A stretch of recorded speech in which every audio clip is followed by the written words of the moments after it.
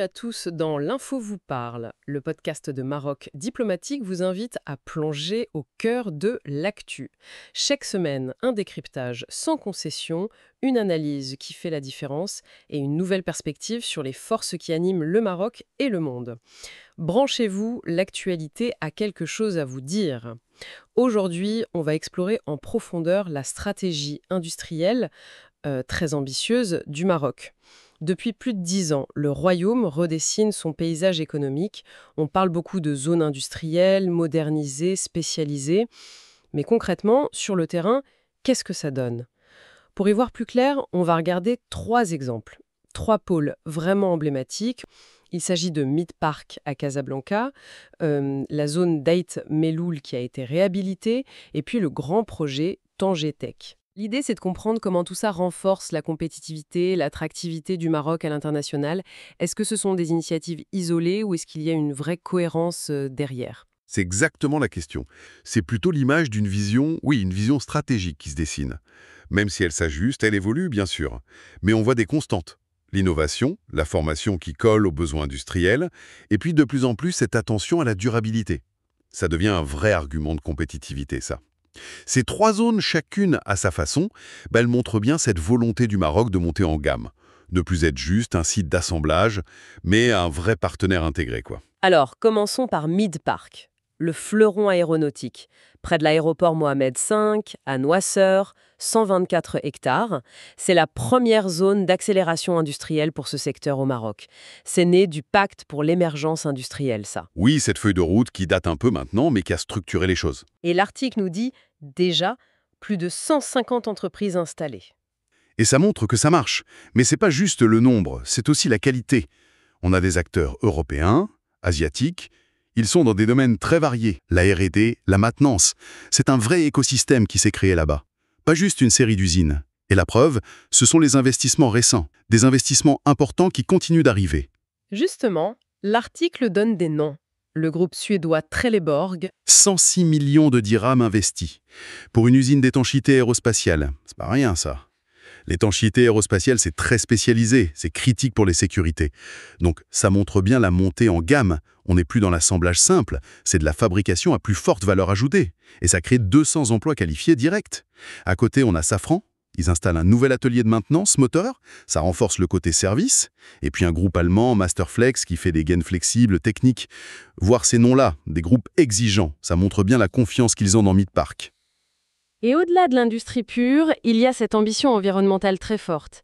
L'article dit que Mid Park veut être la première zone aéro décarbonée d'Afrique. Dès 2026, c'est réaliste? L'objectif, c'est 100% d'énergie verte pour alimenter la zone. Aujourd'hui, avec la pression sur le CO2, surtout pour exporter vers l'Europe avec leur nouvelle taxe carbone, c'est un atout compétitif énorme. C'est plus juste pour faire joli, quoi. C'est une condition pour rester dans la course, surtout dans l'aéro. Donc le vert, c'est directement lié à l'économie, à l'attractivité? Tout à fait. Et il y a un autre élément essentiel, c'est le centre de formation. L'IMA, l'Institut des métiers de l'aéronautique. C'est bien beau d'attirer des entreprises pointues, mais il faut leur fournir la main-d'œuvre qualifiée. Et Mid Park intègre ça au cœur du système. Donc, si on prend un peu de hauteur, Mid Park, c'est l'exemple type de la recherche d'industrie à haute valeur ajoutée qui intègre la durabilité et qui assure les compétences. C'est assez complet comme modèle. Très clair pour Mid Park, mais la stratégie marocaine, elle ne mise pas que sur du neuf, du high-tech. Qu'est-ce qui se passe pour les zones plus anciennes? Et là, on arrive à Aït Meloul, dans le Souss-Massa. L'article rappelle qu'elle date de 1988, donc une autre époque. Et elle était devenue un peu vétuste. Exactement. Et c'est un cas super intéressant. Ça montre l'autre volet, la modernisation de ce qui existe déjà. Aït Meloul, c'est grand, 354 hectares, c'est important pour la région. Mais oui, elle avait besoin d'un coup de jeune sérieux. Alors, un gros plan de réhabilitation a été lancé en 2025. Plus de 60 millions de dirhams. Et ce qui est intéressant, c'est le financement. Ça associe le fonds de l'État pour les zones industrielles durables, la commune et la région. C'est un effort partagé. D'accord, on rénove. Mais est-ce que c'est juste refaire les routes, l'éclairage, ou est-ce qu'il y a une ambition plus profonde? Sur la durabilité, par exemple, comme à Mid Park? Ah non, ça va bien au-delà du simple coup de peinture. Mais le projet met aussi en place une gouvernance collaborative. Ça implique les autorités locales, la wilaya, et même les industriels. C'est important pour que ça tienne dans le temps. Et surtout, oui, la durabilité est vraiment au cœur du programme. C'est explicite. Concrètement, ça veut dire quoi pour une zone ancienne comme ça? Le but, c'est de réduire l'empreinte écologique globale. Ça passe par une meilleure gestion de l'eau, et on sait que c'est critique dans le Souss-Massa, une meilleure gestion des déchets industriels aussi, et puis améliorer la qualité de vie au travail pour les gens qui y bossent. C'est une approche assez globale en fait. La question que pose Ait Meloul, c'est comment on fait pour valoriser notre patrimoine industriel existant, qui vieillit parfois, pour qu'il reste compétitif face aux neufs et aux nouvelles exigences environnementales. Et la réponse, ça semble être? C'est que c'est possible, et même nécessaire. Ait Meloul montre qu'on peut rendre une zone plus ancienne de nouveau attractive pour les investisseurs, et donc relancer l'emploi dans la région, mais en misant sur une compétitivité durable.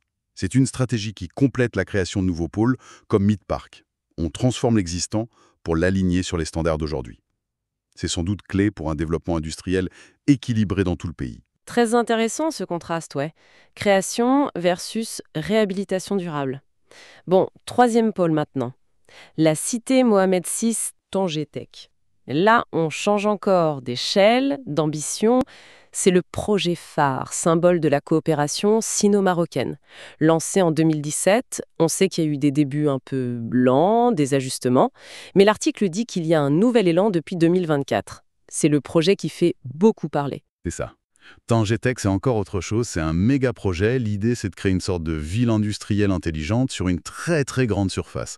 Après un démarrage plus lent que prévu, oui, 2024 a été marqué par des annonces d'investissements chinois assez importants. Ça a redonné de la visibilité. On parlait des groupes Hailang et Shinzoom. Ensemble, c'était près de 910 millions de dollars annoncés, avec l'idée de créer environ 3800 emplois. Ça a été vu comme le signal du décollage. Quels sont alors les atouts de Tanger Tech qui jouent toujours en sa faveur, malgré tout? Il y a des bases très solides. D'abord, le statut de zone franche d'exportation dédiée. Ça, c'est un cadre réglementaire et fiscal très attractif. Ensuite, et c'est peut-être le gros avantage, la proximité immédiate, la connexion avec le port de Tanger-Med, un des plus grands ports de Méditerranée et d'Afrique. Pour des industries qui exportent beaucoup, automobiles, électronique, textile, c'est un avantage concurrentiel décisif. Donc, l'ambition affichée, elle reste énorme. Attirer 200 entreprises à terme, créer 100 000 emplois en 10 ans. C'est un objectif de très très longue haleine. 100 000 emplois, c'est vertigineux. Ça positionne vraiment Tanger Tech comme un moteur potentiel majeur pour l'industrialisation du Nord et du Maroc en général. Exactement. Tanger Tech reste un catalyseur potentiel majeur, surtout pour des secteurs comme l'automobile, où le Maroc est déjà fort, l'électronique, les nouvelles énergies. Même si Shinzoom reporte pour les batteries, ce secteur reste une cible. Et d'autres industries manufacturières. Le lien avec les investissements étrangers, chinois notamment, dans le cadre des nouvelles routes de la soie, ça reste central pour ce projet, même si, on le voit, il y a des ajustements de parcours. Alors, si on essaye de mettre tout ça ensemble, on a Midpark à Casa, pôle d'excellence, pointu, aéro, vert. On a Ait Meloul dans le Souss, réhabilitation durable de l'ancien, l'attention aux tissus existants. Et puis Tanger Tech, le méga projet tourné vers l'international, les nouvelles industries, avec une ambition folle, mais aussi les défis de cette échelle. Vu comme ça, qu'est-ce que ça nous dit de la stratégie industrielle marocaine aujourd'hui? Ça nous dit qu'elle est multifacette. Et pragmatique? Plutôt qu'une seule stratégie rigide, le Maroc semble avoir un portefeuille d'approche, adapté au lieu, au secteur. Mais derrière cette diversité, il y a des lignes de force, cohérentes. 1. La modernisation des infrastructures. 2. La durabilité. C'est plus une option, c'est un levier de compétitivité. 3. Une volonté très forte d'attirer les investissements étrangers en ciblant bien les secteurs et en offrant de bonnes conditions. Et quatrièmement, peut-être ce lien avec la formation. On l'a vu à Midpark. Absolument. Le développement des compétences, c'est le 4e pilier, indispensable. Que ce soit via des centres dédiés, comme l'IMA, ou des programmes plus larges, faire correspondre les besoins des entreprises et les qualifications disponibles, c'est central. On cherche à créer des écosystèmes complets. C'est la clé pour monter en gamme et s'ancrer dans les chaînes de valeur. Et l'impact final espéré pour le pays, au-delà des usines et des routes. L'impact visé, il est double. Et c'est là toute l'ambition. D'une part, créer surtout des emplois qualifiés pour les Marocains. C'est la priorité sociale et économique numéro 1. D'autre part, intégrer le Maroc plus profondément, plus solidement dans les chaînes de valeur mondiales. Être plus résilient aussi. L'idée, c'est plus seulement d'attirer l'assemblage simple, c'est de devenir un maillon essentiel dans les réseaux de production internationaux, capable de résister aux chocs et de capter plus de valeur ajoutée. Et ça joue aussi sur l'aménagement du territoire, j'imagine. Oui, c'est un point important. En développant des pôles forts à Casa, dans le Souss, à Tanger, ailleurs aussi, ça peut contribuer à un développement régional plus équilibré. Chaque pôle a son rôle, ses atouts locaux, ses cibles. Et tout ça participe à la transformation économique du pays. C'est une stratégie qui semble s'adapter et porter ses fruits. Progressivement, même si bien sûr il y a des défis constants. Le contexte mondial est complexe. Et il faut atteindre les objectifs ambitieux, comme les 100 000 emplois à Tanger Tech. Mais il reste peut-être une question de fond pour l'avenir. Laquelle? Ces zones, elles attirent, elles intègrent.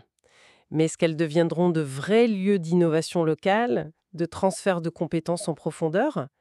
Ou est-ce que ça restera des plateformes très performantes, mais dépendantes de stratégies décidées ailleurs? C'est peut-être là que se jouera la prochaine étape, non? C'est une excellente question, oui. Assurer ce transfert de technologie, de savoir-faire, stimuler l'innovation sur place, c'est le défi ultime pour que cette stratégie donne vraiment tous ses fruits à long terme. Merci de votre écoute. Pour aller plus loin, retrouvez tous nos articles, enquêtes et analyses sur marocdiplomatique.net. N'hésitez pas à partager ce podcast, à vous abonner et à nous suivre sur les réseaux sociaux pour rester connectés à l'actualité nationale et internationale. À très vite pour un nouvel épisode signé Maroc Diplomatique.